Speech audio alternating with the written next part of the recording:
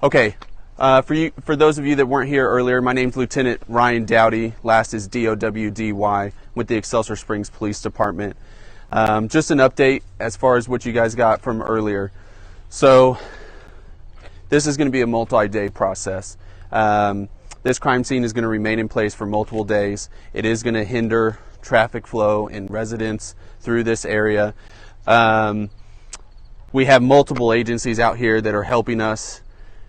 What's getting ready to happen is the Kansas City Crime Scene Unit, which has been great through this entire thing. They're going to wrap up what they've done for this evening. They'll be finishing that within the next hour or two, and then they will be coming back in the morning first thing, and we'll be going at it again. So this is an ongoing, we continue to find more and more stuff. The dog that was out here earlier that many of you saw, that's a cadaver dog. We can't report on the actual findings of the dog yet. They're going to give us an actual report. As soon as we get that report from them, we're going to let you guys know. So they did come out. They did a thorough search of the grounds. There was a truck that was here earlier. That truck has been moved into an evidence holding area for us. The cadaver dog has went down there and is also checking the truck. So we're just trying to cross our T's and dot our I's on this. At some point, this whole area is going to be secured at this property. We expect to have this property and holding it for an extended period of time. So at this time, that's about the best I can give you as far as our investigation up to this point. You guys are welcome to stay here as long as you want. I just ask that you please be respectful of the residents in this area. And like I said, we will be back here first thing in the morning. I'm not going to take very many questions. If you weren't here for the very first briefing that I gave, I can try to clarify some of those things. Other than that, that's where we're at. Anybody? Lieutenant, there's been a lot of speculation, a lot of rumors. What can you tell us about what happened here? So this morning at about 7:47 a.m., a woman apparently came from this residence and she began banging and screaming on neighboring doors. While she was doing that, a neighbor took her in and secured her until we could make contact with her. When we made contact with her, it was readily apparent that she had been held against her will for a significant period of time. So we then had her transported to an area hospital where she is now in stable condition. Then from there, based on her statements, it led us to this residence, which is turned into this search warrant that you guys have seen executed right in front of you guys all day today from multiple agencies. And that's going to continue for the next few days. A possible suspect name has been floating around. Can you give us the name of the suspect? We're not going to release the suspect. I'm sorry, I meant to give you guys that as well. The suspect is in custody. We are submitting charges this evening. We expect that those charges, once they get processed, then we're going to give you guys the name. So that's all on the prosecutors. There was a group of people out here that you guys saw earlier. Some of those were from the prosecutor's office. So we expect that that will be coming either late tonight or first thing in the morning, and once he gets charged, then we'll give you his name. You know, I understand that, she ran to the neighbors, went to neighbors for help. Here's a woman screaming, "Help me." It's frightening then for the neighbors too. Sure. And yet someone called 911 and someone else let her in their home. Anything you want to say to those neighbors who played a role and got involved? That's Excelsior Springs for you. I mean, you guys have probably been out here more than we would like to see you guys out here in the last few weeks and months. But every time you come out here, I think that's the message that seems to rise up, is that Excelsior Springs community steps up, they help each other. And I mean, it was apparent at 8 o'clock in the morning before she went to work, she was willing to let a stranger into her house, looking how she looked. That had to be frightening. So, what makes this a multi-day investigation?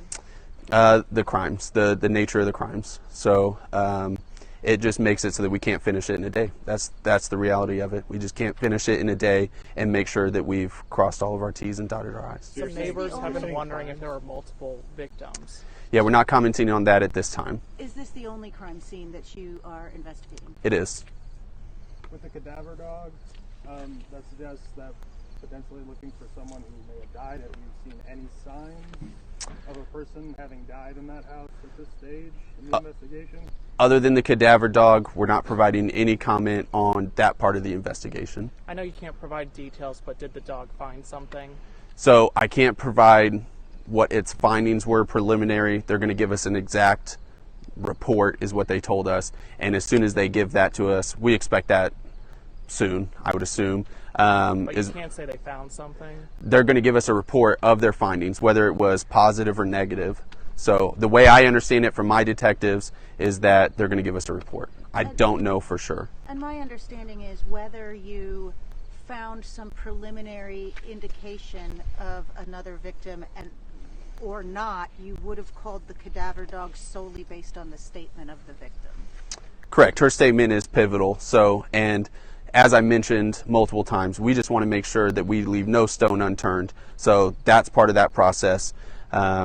Again, that goes Kansas City.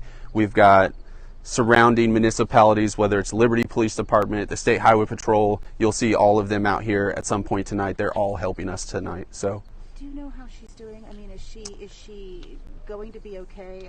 Obviously, mentally it's difficult, but I understood she was malnourished and all of this. Yes. Is she still receiving care at the hospital? She is. Her family has shown up there, and they're with her. So, as far as mentally, that's probably going to be the most challenging part for her. Physically, I think she's going to be fine. The man who lived here, did he own the home or rent the home? He did not own the home. So he is not the homeowner here, but this is his primary residence. Have the homeowners been notified about the crime Yes. scene? Mm-hmm. Are the homeowners family members? No. Okay. With all of the rumors going around the city, what's your message to the community? The Excelsior Springs is safe. We have him in custody, and we are doing our best to serve you guys.